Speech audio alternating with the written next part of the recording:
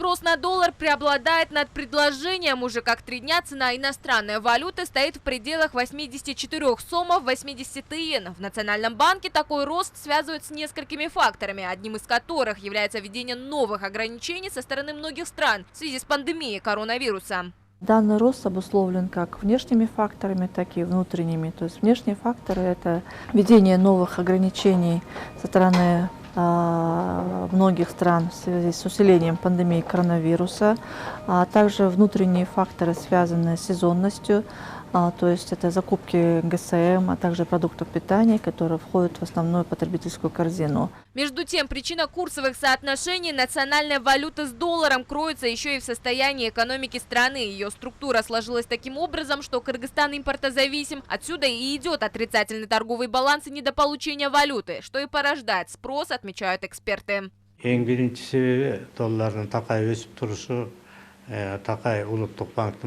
Неустойчивость курса доллара и его рост в первую очередь связан с экономикой страны. Если бы соотношение экспорта и импорта было бы на одном уровне, то и национальная валюта была бы достаточно устойчивой. К сожалению, сегодня в связи с пандемией закрываются границы и идет недопоступление средств от мигрантов. Мы являемся импортозависимой страной. Стоимость определенных товаров растет, в связи с чем и идет спрос на доллар.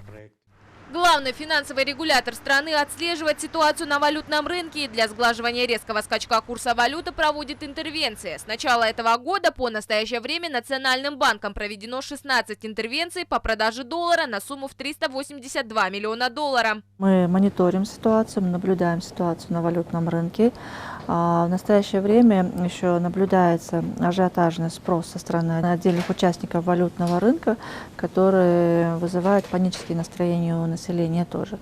У Национального банка достаточно инструментов на сегодняшний день. Резервы Национального банка составляют около 3 миллиардов долларов США. И в случае необходимости Национальный банк примет меры в соответствии с инструментами денежно-кредитной политики Национального банка. Сегодня очень важно, чтобы Национальный банк не допустил ажиотажного спроса на доллар. Существующая потребность на иностранную валюту еще сдерживается. И если форс-мажорных обстоятельств в ближайшее время не будет, цена доллара будет варьироваться в пределах 85 сомов, говорят отдельные экономисты. Важно, чтобы Нацбанк это не допустил ажиотажного спроса, да. А второе, я думаю, тот спрос, который у нас существовал на валюту, да, на те объемы, скажем, торговых операций, примерно, наверное, уравновешены. Если каких-то таких форс-мажорных обстоятельств не появится, допустим, как пандемия поведет, да, в дальнейшем ситуацию, только так. А если ситуация такая останется, да, то примерно это уравновешено, и на уровне 85, наверное, плюс-минус там останется. Почему? Потому что сейчас еще рубль как-то укрепляется. Отметим, в начале года доллар в Кыргызстане стоил чуть более 69 сомов. На сегодняшний день его рост составляет порядка 16%. Айтолкун Сулпуева, Джанадиля Бубакирулу, ЛТР Бишкек.